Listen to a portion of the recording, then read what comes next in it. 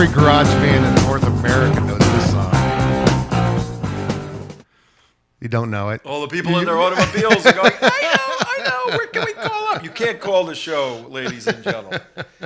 Let's get that straight. We don't take callers. It's Deep Purple, Smoke on the Water. Oh. Every garage band in the world who ever played any type of bass guitar is the first song they ever learned. Motown, let me tell you, Motown. Or the Four Seasons. Make sure you go see the Four Seasons. Great show, Broadway show. I saw it when it opened on Broadway, and I saw it 3 or 4 times since then because we grew up in the same neighborhood, believe it or not, in Newark, New Jersey, Belleville, New Jersey, those places. Hi, everybody.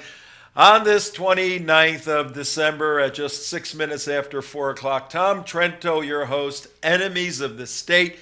Yes, the state of the United States has enemies near and afar, and we deal with them all the time. We're going to deal with them this week. We have a great week planned for you on today's show. We have entitled today's show, Prosecute Sharpton. It's pretty simple. Prosecute Al Sharpton. It's time that he gets pinched for his criminal behavior. And we are free speech advocates. We are not violent enablers and incite to violent advocates by any means. And you can cross a line. That's why we have courts and juries and all of that. And that's why we have statutes that, in fact, as Andy McCarthy will show you through us elucidating a phenomenal article he wrote the past couple of days, essentially saying that you can cross a line in the area of free speech to incitement to violence. You can cross it legally, as the blind sheikh did, and he put him in jail, and you can cross it morally. And we're going to ask the question, has Al Sharpton crossed the incitement to violence line legally, and has he crossed it morally? That's just one part of the show. We also have a special guest. What? And Andy McCartney's no schlub either. No, he's no schlub. Yeah. What is a schlub? I don't know. A schlub is like a bum. Something Andy is not. He's one of the Team B2 authors. He's a former prosecutor, Southern District of New York. Cut his teeth, keep the analogy correct, on putting away the bad guys, the mystical mafioso in New York. Hey, what are you talking about? There ain't no such thing. I know, but he and Giuliani, Italian boy, they went after the bad guys in the 80s, and they pinched them and cleaned the place up. They missed Sharpton somehow, though Sharpton was right in there. Got involved with the FBI in ratting out some of the La Cosa Nostra. Now, that's an interesting story. We'll get into that a little bit later in the show. We do have a special guest, but he is a broad. He's a broad? You said he's a girl? How can he be abroad? No, he is abroad.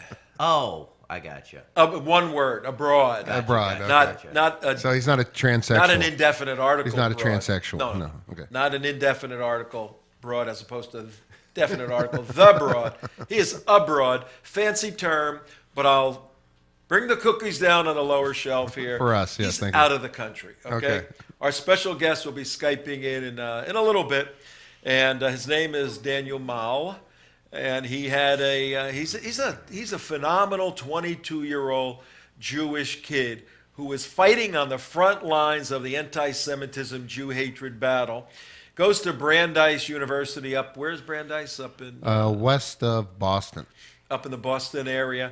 Ritzy ditzy school, cost a few shekels to go there. I got to bet it takes over $100,000 to go to that school. I don't think it's that. We're asking. But I guess if you get the penthouse. No, I'm talking about just normal. All right, we'll find out. It ain't. Wiki be damned. It ain't cheap.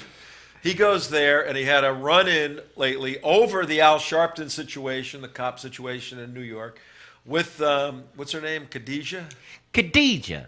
Is Mustafa Lynch, X, is Mustafa X here today?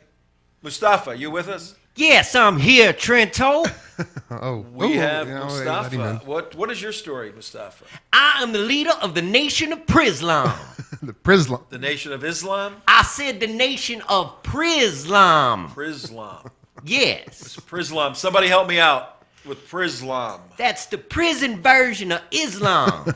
Oh, you mean like the 25% of African Americans, black folks who convert to Islam while in prison? That's the one. And some of them go to some of the camps that are around the United States for training with Muslims of America. That's the one. Upper okay. Islamberg, up in New Okay. York. Okay, all right. Well, we got Virginia? Mustafa. We got Mustafa X with us today, and we have Khadijah Lynch. Is that her name? Khadijah Lynch. Khadijah. And she go to Brandeis. She go to Brandeis just like your guest. All right, so we got Daniel Maul from Brandeis, and he had a run-in with Khadijah Lynch.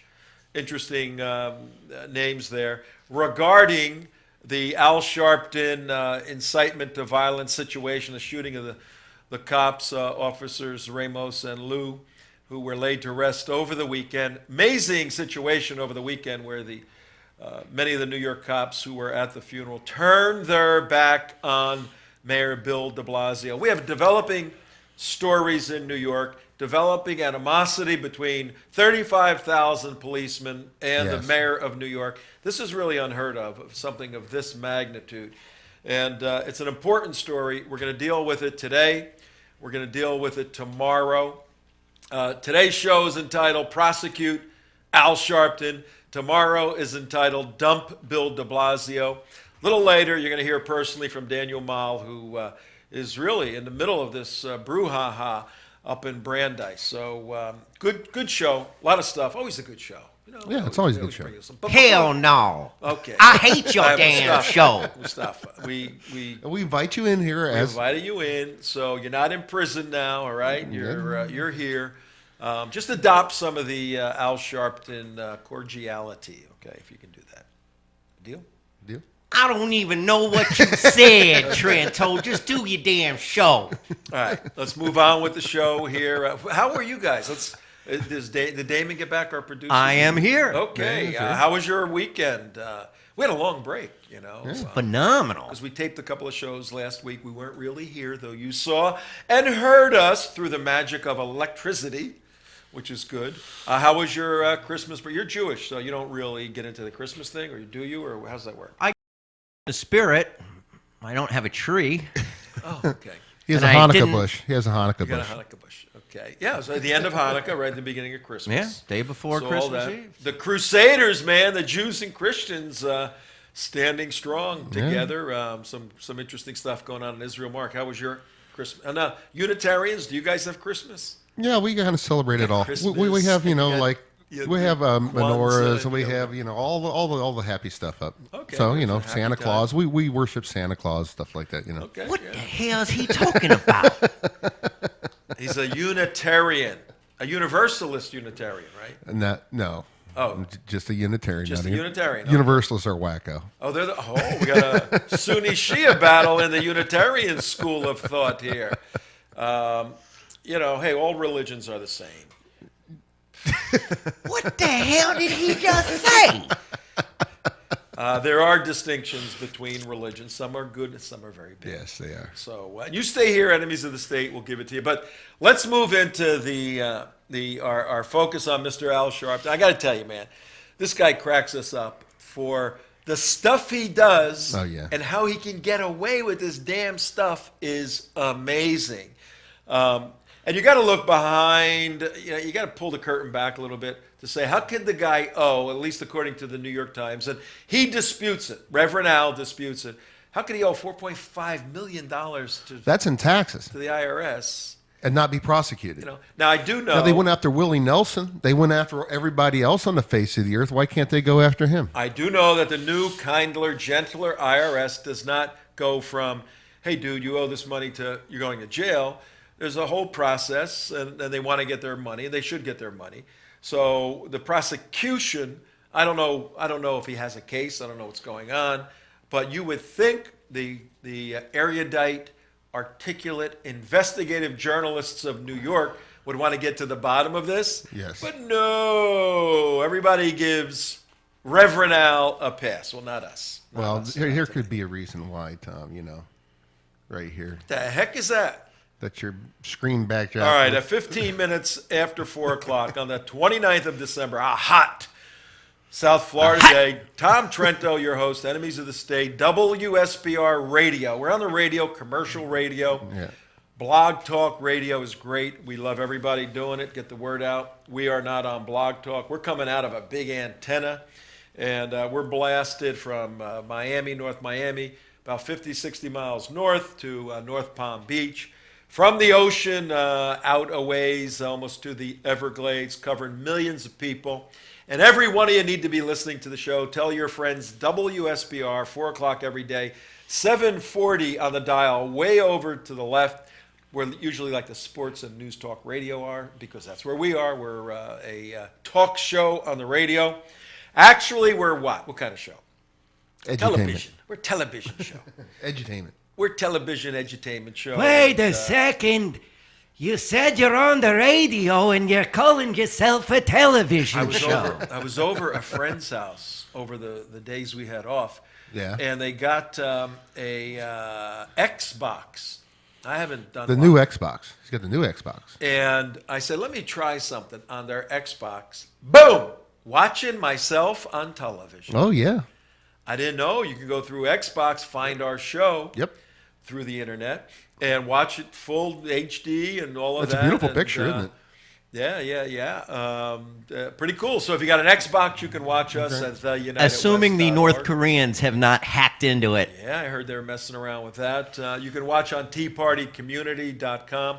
Look, you need to be joining teapartycommunity.com. All the stuff we talk about here is analyzed, digested, chewed on, and Well, and speaking of chewed on, looked at. digested, there you go. You know,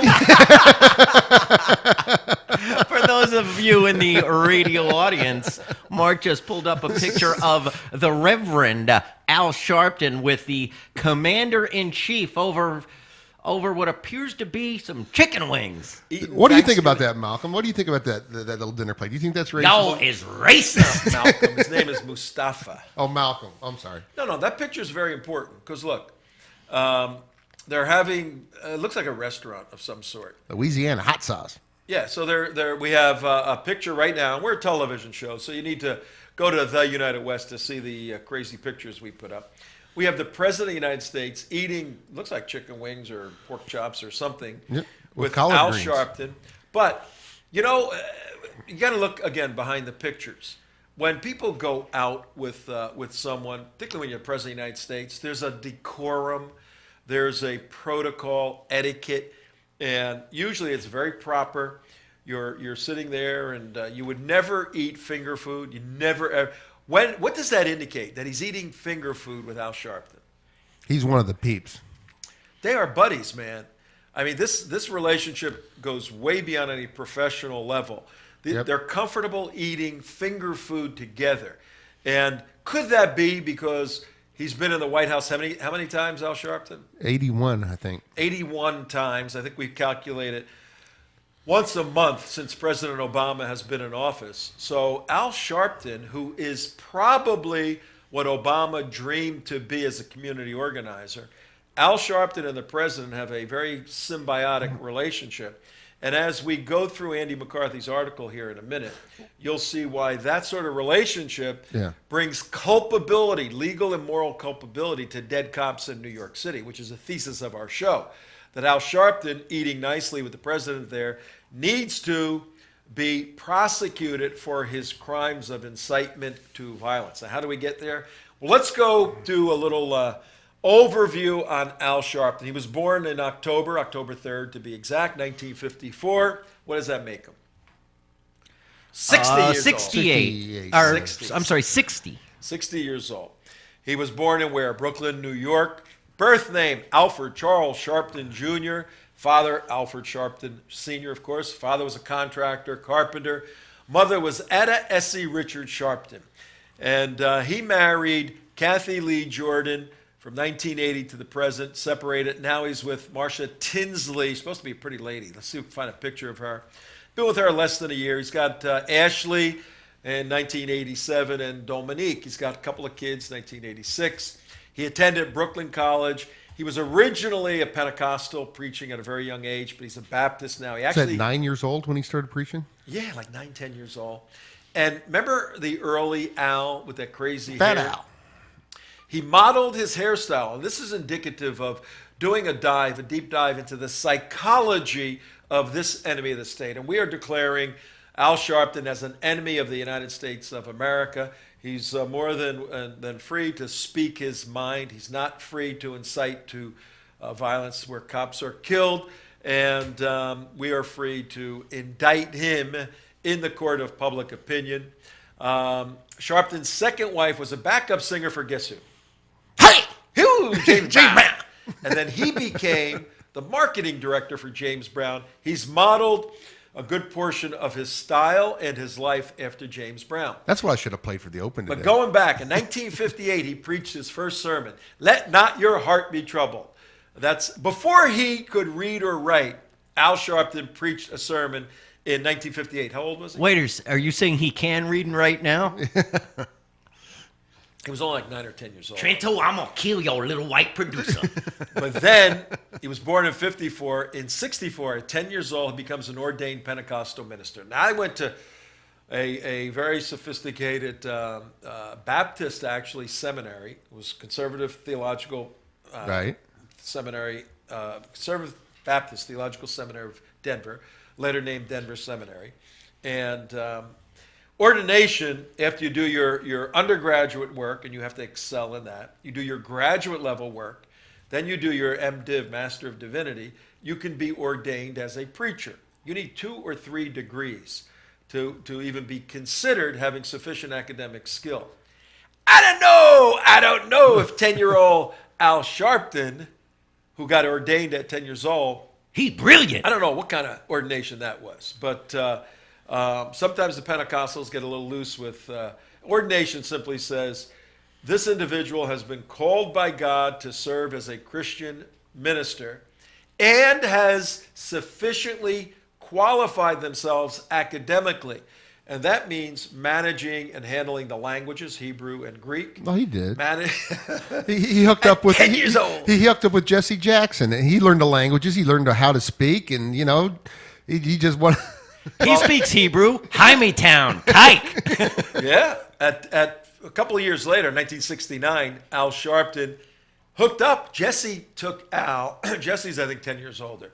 He took Al under his wing, and he said, "You're going to be my guy." And he became the a youth director for Jesse Jackson in 1964, I believe it was. 69. 1969. And then it was Operation Breadbasket, the name of the deal was. In the 70s, Al Sharpton, now he's not even 20 years old yet. He founds a national youth movement to raise money for poor youth to fight drugs. Later, he renamed it the United African Movement.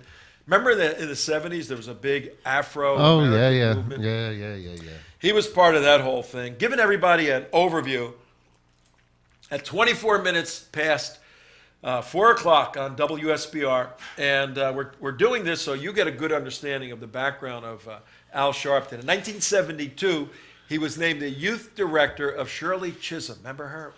Yeah. What a problem woman she was. I think she was either a congresswoman. I don't think she was a senator. I think she was a congresswoman. I think. But she did run in 72 for president of the United States. He was 18 years old. He became her youth movement director. So at 18 years old, he was hooked up. He's got all kinds of cred. He's hooked up with Jesse certainly Jackson is. earlier. Now he's right in the mainstream of everything. So he's becoming a community organizer and run around in Democrat politics. In 87, so how old he's now? He's 23 years old. He becomes a spokesman at 23. Was that right? Yeah. No, 33. At 33 33 years for old. 87, right. So he did all this political stuff for these years. 33 years old. He's running some various nonprofits. He becomes a spokesperson for the Tawana Brawley family. Oh, God. Remember that whole Yeah, he mess? totally made it up. Totally concocted the whole story. Well, Go ahead. she made it up, and he went along with it. Yeah, Well, but no. He was totally behind it. There was no doubt about that. Al Sharpton was the one who perpetrated. Without his influence and his messaging, none of this would have had any traction whatsoever. Now he's a substantial individual in Democrat politics at this point. hang on, a substantial individual in Democrat politics. He's hooked up with Jesse Jackson. He's hooked up with Shirley Chisholm. He's a serious guy in New York City. Yeah. Tawana Brawley was the young teenage girl, black girl. She said she was abducted and raped by 6 white police officers. And Sharpton, that's all he needed to start teeing off on the cops. And it's the same pattern as it is today, Tom. It's the same, that the pattern that was established with Tawana Brawley is the exact same pattern he went with for the rest of his life, rest of his career, and that's where he, even though he was completely wrong, he had, it's the same exact pattern. And what happened is he starts teeing off on cops in the mid and late 80s, and then as the years go by, and it's exposed that Tawana Brawley was a liar, he actually had some cases, I think some civil suits filed against him, and he was fined at one point for, I think, about $60,000-$70,000 that he was supposed to have paid. Yeah, but how about the careers he ruined? Well, where does 70 grand make up for the lives he ruined from that giant lie? No, his track record, no play on track suits in those days when he was 300 pounds. His track record left a lot of metaphorically dead bodies, people's lives ruined because of his activism. Metaphorically dead bodies? He's left some real dead bodies. Some real dead bodies, exactly. In 1988, Newsday did an investigative piece on him that revealed Sharpton was an FBI informant and trying to rat out the mob, basically. Now, why do you think he did that? He's to get out of his drug conviction that he got caught on tape doing. He had a drug situation. He had a mess with the cops. He had to do something. The cops told him, you want to get your life right with the New York cops. Drug situation. Why don't you downplay it a little bit more? He was buying was it a kilo? I can't remember what it was, of cocaine, and trying to distribute it to his brothers in the hood. Yep. Right, Malcolm, or whatever your name is over there, Pislam guy? What's your name? Mustafa. Mustafa, yeah. Yo, he's trying to help get some to the boys in the prison, too. All right, so now it's for everybody listening, and the sound of my voice at 28 minutes after 4 o'clock, you're from New York, you remember this. In 1989, 67 counts of tax evasion, larceny, and he pleaded guilty to some lesser stuff. He filed, he got charged for income tax evasion back in 1990. He goes and supports the 5 black defendants in the Central Park jogger case. Remember that one? Yeah. Where a white female jogger was gang raped and beaten. In 2000, so wherever he could exploit some situation, he was there enriching himself. Whenever it's black on white, whenever white on black, it's never the other. It's never black on black. He is not one time with all the murders in Chicago, with all the murders all throughout the country of black on black, has he ever stepped up and said a word. That's because there's an epidemic of the white police killing the black man in America. This gets us to 2002. In December, those people that were being indicted for the rape, turns out that all the convictions were overturned when somebody else confessed, and the DNA evidence supported the person who confessed, and not the people that Al Sharpton went after. It's funny how this happened. Yeah. Back in 1991, he founded the National Action Network. That's what he has now. National Action Network. Is that NAN? Is that what that NAN is? Yeah, NAN. Supposed to be some sort of civil rights group to expose the evil of racial profiling and police brutality. So his organization is set up to go after cops who are, beating up and brutally harming people. Yeah, but we have here on our monitor screen someone's very important with NAN. And who is that Who is person? that? That's Eric Holder, the Attorney General of the United States, who was a black activist. Yep. So you get this, and we're leading up to supporting our thesis that it's time that the chickens come home to roost, said Jeremiah Wright. That Al Sharpton faces his due. All this public brutality and nonsense that enriched him to the point where he owes $4.5 million to the IRS. It's time that he's held accountable by the people of New York. And why do you think he's not getting prosecuted, Tom? I don't know. I know. Maybe that picture. Oh. You got me. You mean his great relations with Barack and Eric? Sure, of course. Yeah. A couple of phone calls. Leave the guy alone. He's He's a crazy uncle, but he's our crazy uncle. You know, we need him out there leading the charge. He did get stabbed. Somebody attacked him. And we're against all this sort of violence, so this was wrong. He got stabbed in the chest, and to his credit, 1991, while leading a march in Bensonhurst. And to his credit, he forgave the stabber and moved on beyond that. It wasn't a life-threatening situation, but it should never have been done, and he did the right thing dealing with that. And now we come to present day, where you see him here in Florida with Trayvon Martin. He comes down. He did. You're right. You skipped over some stuff there, Tom. Yeah, I You forgot. skipped over some stuff. It's tough remembering all this. This is the kind of stuff when you read it, you get it in your head, and you want to get it out as fast as you can. Yep. It's when your hands get full of grease or something working on a car. You want to go get them clean. That doesn't really bother me. But in 1992, he said, "I'm going to be a politician. That's right. I got so much capability." He took, I think, third place running for the U.S. Senate. 1994, he runs in the primary against Daniel Moynihan. Remember him for the U.S. Senate seat, lost. 1994, he also converts from Pentecostal to Baptist and starts preaching again. 1994. Wait, was he ordained? You're the theologian, Tom. To go from being a Pentecostal minister to a Baptist minister, is there a different training? Is there different? Yeah, you're depending on the type Baptist, but generally speaking, yes, you have to be re-evaluated and re-qualified for that particular ministry. Now, could the organization, the association say, we recognize your ordination, come on over? Sure. And that's probably what they did. I don't know if he was ordained a second time. But in 94, he starts preaching as a Baptist. 1997, 20 years ago, he comes in second in New York primary. That's amazing. He got 32% of the vote in 1997. That's truly amazing. He got now second. you gotta, if you're him, you're going, I'm large, man. I'm living large. I got all this money coming in from all these phony baloney organizations. I almost became the nominee for the mayor. 1998, he's accused of the former assistant DA accused of raping Brawley, files a civil suit against Al Sharpton back in 87. That's where he wins the $65,000. In 1999, Al Sharpton organizes a massive demonstration after the death of Amadou Delayo, who was unarmed, shot by the police in his apartment. Coming out, I remember that case. 2001, he's sentenced to 90 days in jail, Al is, for trespassing on a U.S. Navy property during training exercises. Remember the Vincennes in Puerto Rico, the area where they were bombing? And he wanted to help the Puerto Ricans and stop the Navy from bombing on the island of Vieques. I believe it's Vieques. But the guy goes to wherever there's something that's hot in the news and he can make some money.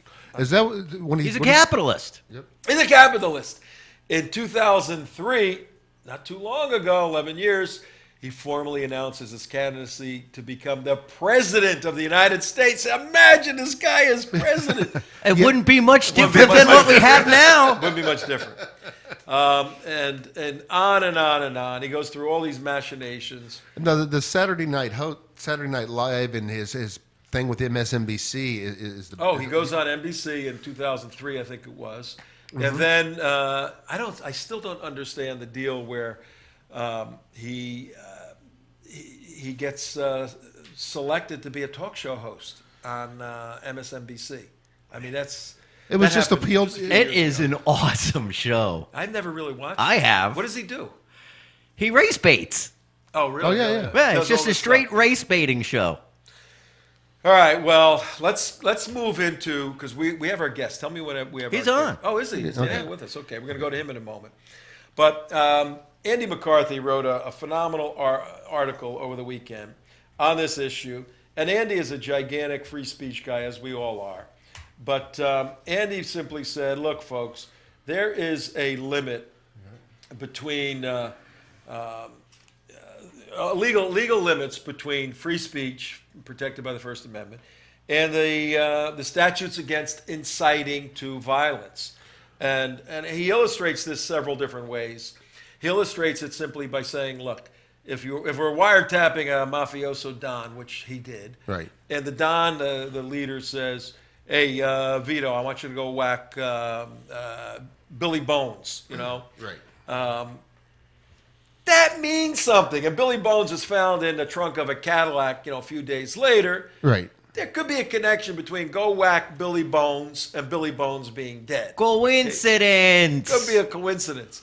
But Andy goes through in great detail, and it's National Review. You can go see the article, Andy McCarthy, that the Western civilization, in fact, American jurisprudence, has advanced to the point where we have laws against that kind of stuff. Well, let me ask you a question about that, Tom. But if that same mafioso Don was at a Yankees game and said, "Kill the umpire for a bad call," that's different, yeah. The courts have said that's free speech. He doesn't mean to. Not kill in the- Colombia, because if you said that about a soccer ref, they would do it. And That's true. And that's a bad illustration, because in New York, if one of his henchmen heard that, they meant to say, "Hey, the Don wants us to go take care of the ref." Hey, you got to do what you got to So do. that may not be a great illustration, but you get the point in terms of the nuances. Well, let me of ask you the, this: if he's down during that march, down where they're saying, what What do you was it? want? What do you want? Dead cops. When do you want them now? And there's a cop on the street corner right then and there, and he got killed while they're saying it. That would be inciting to riot. to violence. No, it was actually inciting to riot. Which What is, about burn this bitch down? Yeah, Now- no. Andy brings these points out. Well- the doctrine is incitement to violence. But go ahead. Well, actually, I was reading the statute over the weekend. It said there's actually incitement to riot is the New York statute. You got to argue that with McCarthy. But go Well, ahead, anyway, but it's the same basic principle. And it says the likelihood that this act would occur. Not that the act actually occurs, but the likeliness that the act will occur. I mean, even though... brought into play, sure. And here's what we're going to do, and we're going to jump to Brandeis in a second, because this is all deeply related. Yeah. At 38 minutes after 4 o'clock on a hot summer day here in the winter I shouldn't tell people that. They'll keep coming down here. Stay home. No, come down. We need your investment in our town here to keep us from having to pay income tax. That's how Florida works. But it's 38 minutes after 4 o'clock. Tom Trento, your host. Enemies of the state. Our thesis today on the show: Al Sharpton needs to be prosecuted for incitement to violence, clearly, possibly incitement to riot.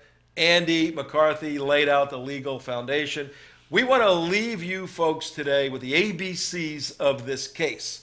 And Andy says that this situation going on in New York right now, which is critically important, that's where he was a Southern prosecutor, Southern District.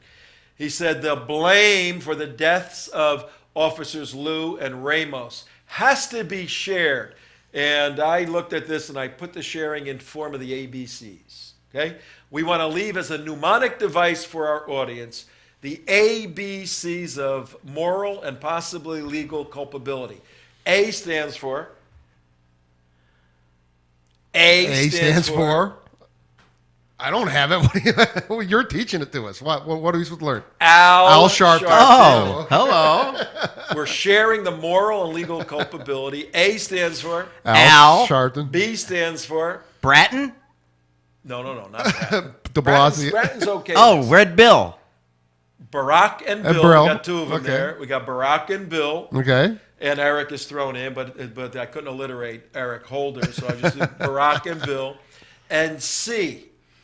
This one's the commies, okay? The what? The commies. The commies. Okay. All the communists, and we say that because we're seeing communist signs. The RevCom, or I think it's RevCom. The Answer Coalition is a Answer. communist group. We're seeing Yeah. all these communist groups in there that are taking the lead from Al Sharpton, and then if you read their blogs and their Facebook, all of that, they're using this as a time for a communist revolution.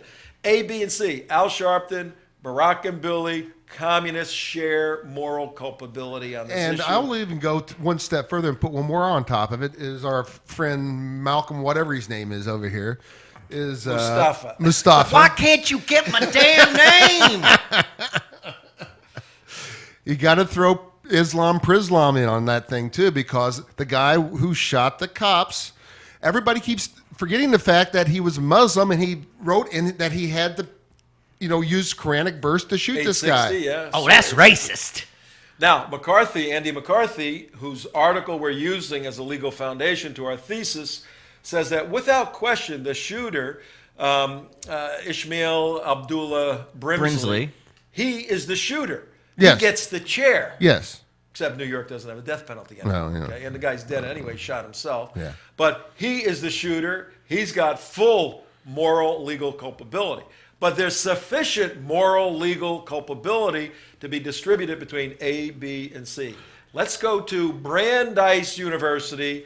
Okay. And somebody in the middle of this battle right now, 41 minutes after 4 o'clock, we're pleased to have Daniel Maul. Daniel, are you with us?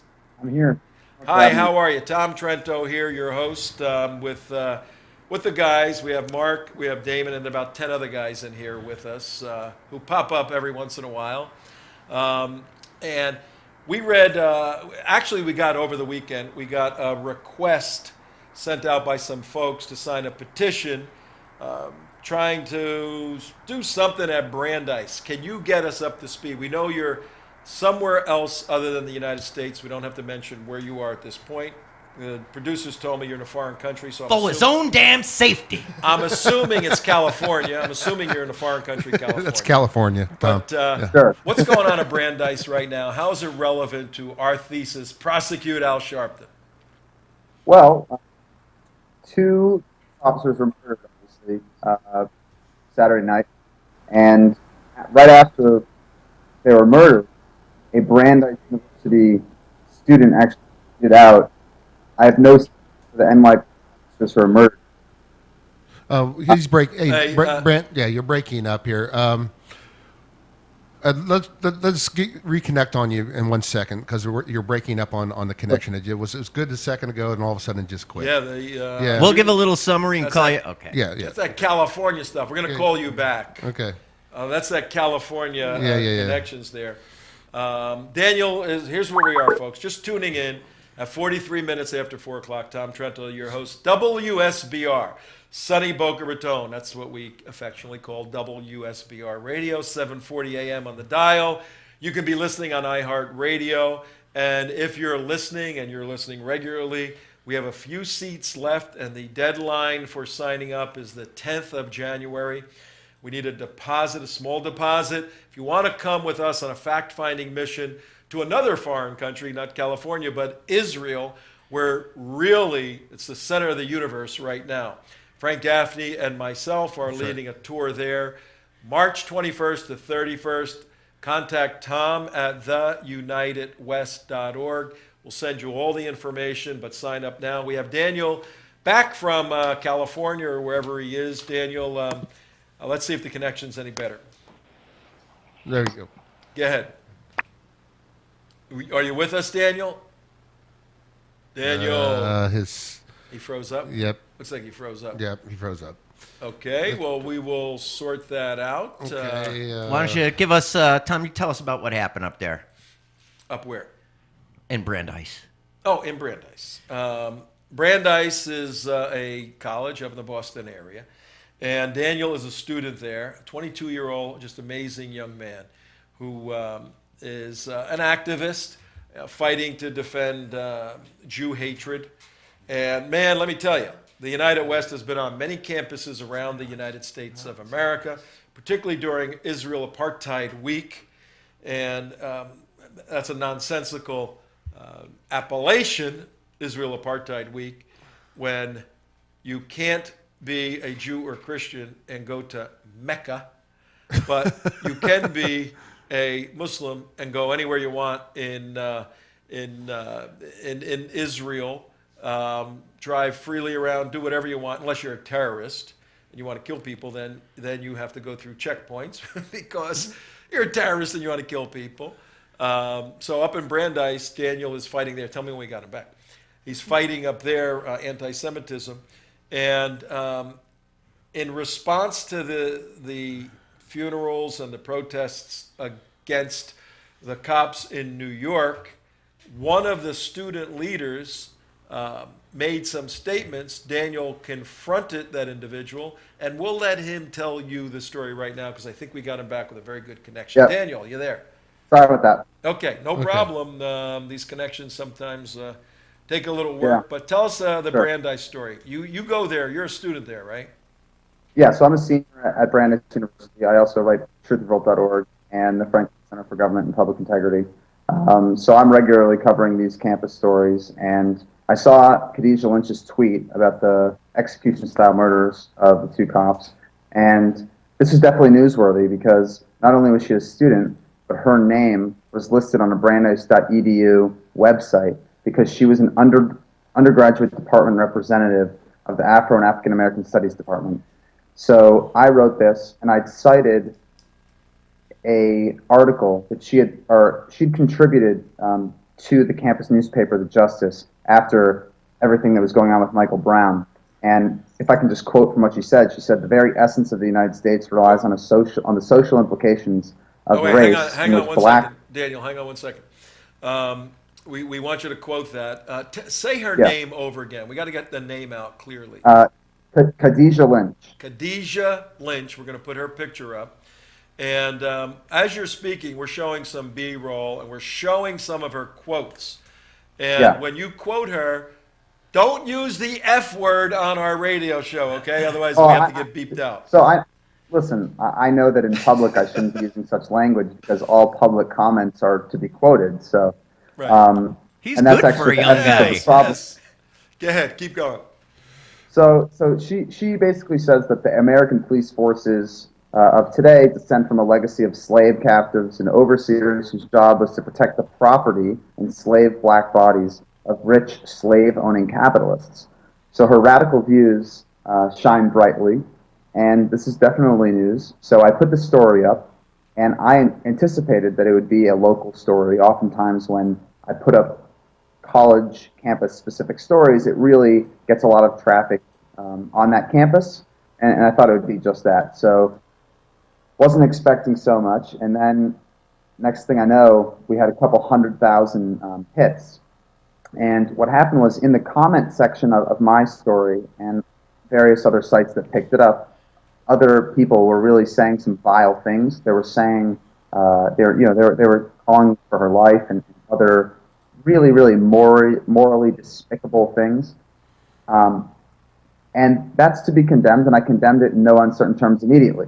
But the problem was that many people in the Brandeis community started blaming me for that. They said that I was a white supremacist, writing for the white supremacist website Truth Revolt. Might I add that it's part of the David Horowitz Freedom Center, and Ben Shapiro is the editor-in-chief. Zionists! So they called me a white supremacist. They accused me of cyberbullying, of stalking. For reporting. Yeah, for quoting. And actually, Professor Alan Dershowitz wrote an article saying you cannot slander someone by quoting their own words. Oh my God! Let me ask you this, Daniel. Let me ask you this. So Dershowitz comes to not your rescue, but comes to help out a little bit. And Dershowitz, we disagree with so much of what this guy does, two-state solution, all of that. But he understands the Constitution somewhat, and it's a beautiful statement. You can't slander somebody by using their own words. But in your experience with dealing with leftists, like Khadijah, what's her name? Khadijah, I got to get it What's straight. wrong with you, Trento? Like dealing with her, does something as succinct and as logically compelling as that statement get into their heads on the campus? And Brandeis is a fairly sophisticated academic school. I think the problem of today's college student is that feelings are prioritized over intellectual conversation.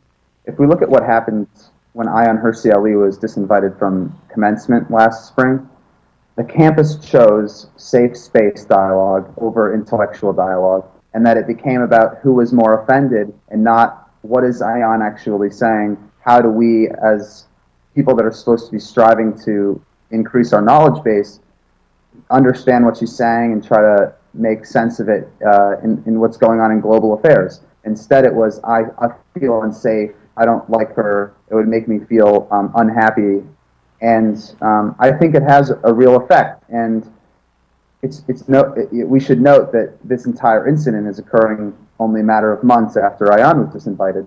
So I think that's telling.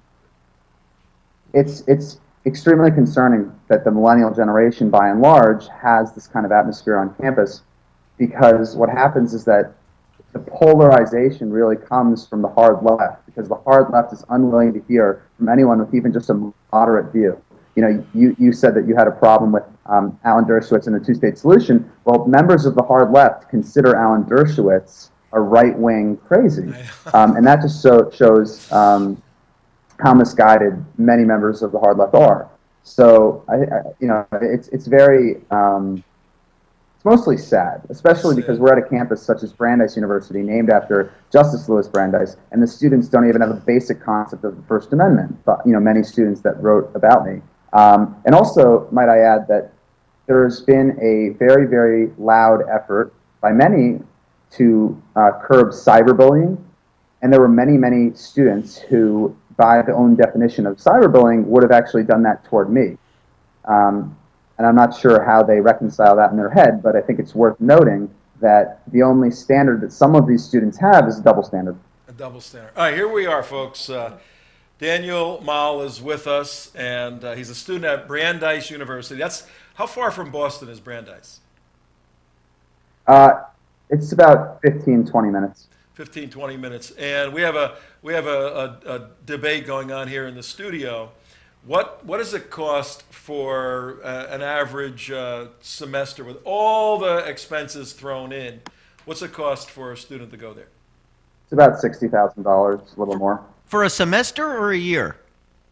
Oh, sorry, for a year. It's about $30,000. So about 60. About 60 grand for the year. Yeah. All right, now, Khadijah goes there, right? Sure. What is she studying? What does she want to be when she grows up? What is she doing there? I'm unsure exactly what she's trying to do. I can say that she went on the radio, and she said that she was a revolutionary, and that she was, very passionate about fighting for what she thinks is the black cause.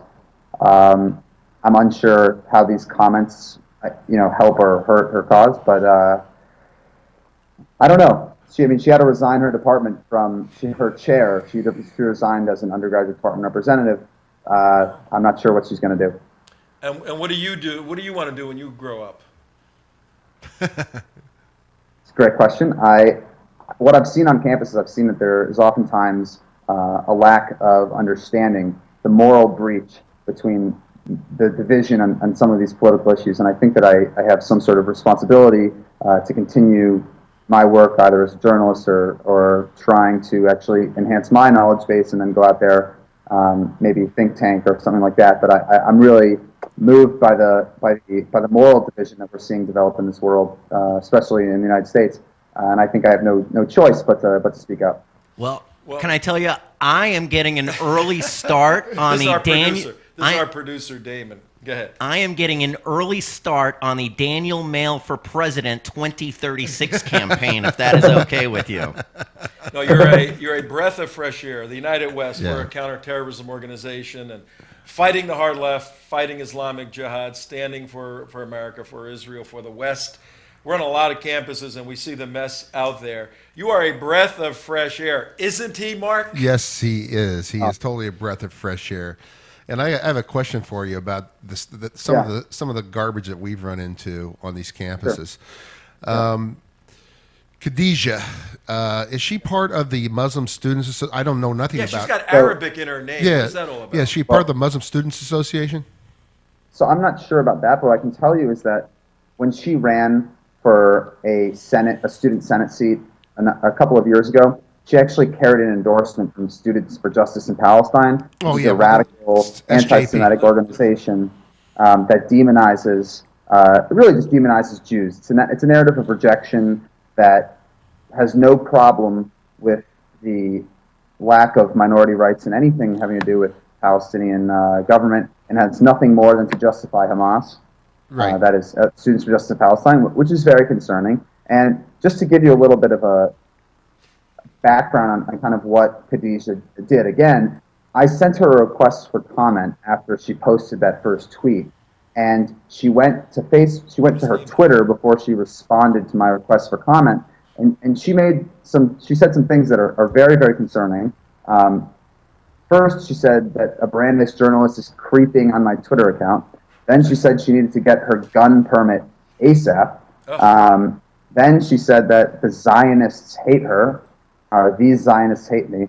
Then she said another thing, and then the last one was we need an intifada, which is not a spiritual awakening, in America ASAP. And America was spelled with 3 Ks. So 2 tweets identified me, and 2 tweets were somewhat violent in nature, especially an intifada, not particularly sensitive. Yeah, these are difficult days. We maintain the philosophical connection between your worldview, your Weltanschauung, the way you think, and your behavior. There's a connection between the way people think and the way they behave. And when someone behaves in this fashion, it's usually a good indication they're thinking in this fashion. And then you say, okay, how do they think in this fashion? What is their worldview? And sometimes they're just disturbed people. There's truly a mental imbalance. There's a physiological problem. Sometimes it's a philosophical problem. If it's a philosophical problem and she's speaking this way, then it's a matter of concern possibly for law enforcement when these sort of comments are made, because things are getting bad these days. And I want to repeat this tweet that you sent. This is very important to get to her thought process. Let's put it up too. Yeah, it's it says, America needs an intifada. Enough is enough. And Tom, explain to people what an intifada is. Yeah, an intifada, I'm sure she's using Arabic in her name, and it's very interesting. She has, I guess, it could be an Islamic name, Islamic African. Well, she spells it, and also in Arabic right after it. If you look at it, she's got the little Arabic. Oh, she a prime candidate for my people. But her last name is Lynch, so she Irish. Yeah. So she understands Islam somewhat. So to select the term intifada, that's a technical term for a civil uprising by Muslims against typically the Jews.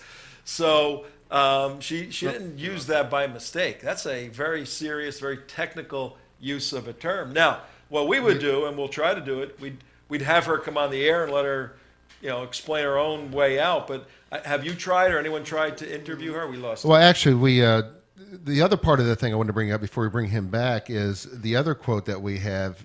The other is what she talks about. I have burned down this country.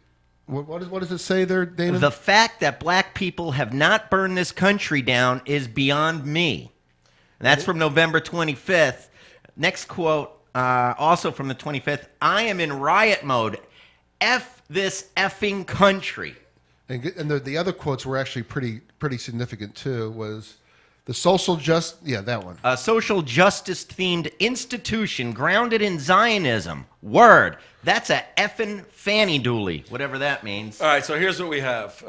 If we can get him back, And, we'll let and the him, last, we and have the him very, or no? and the very last quote is, it says, what is the very last quote? Y'all out here waiting for a white messiah. I'm waiting for Malcolm X to return. And we all know Malcolm. You baby, come on, Khadijah, I'm your man. Mustafa. You're This is- Mustafa. This is your girlfriend, man. This is when, man. You should hook up. Well, hook up with this here's girl. where we are, and unfortunately, we're out of time.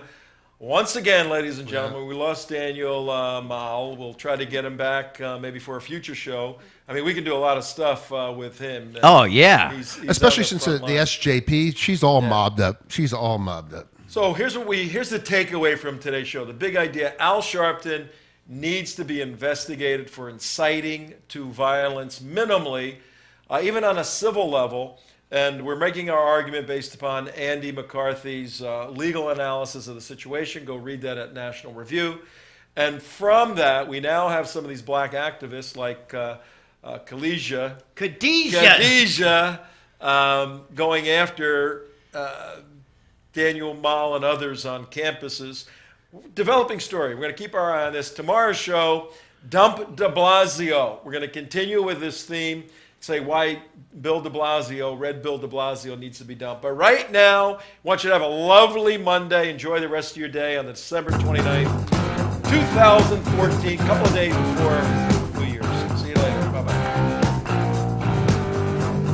You've never heard this song before, Tom? You've never heard this song before? That's impossible. That's impossible. That's impossible.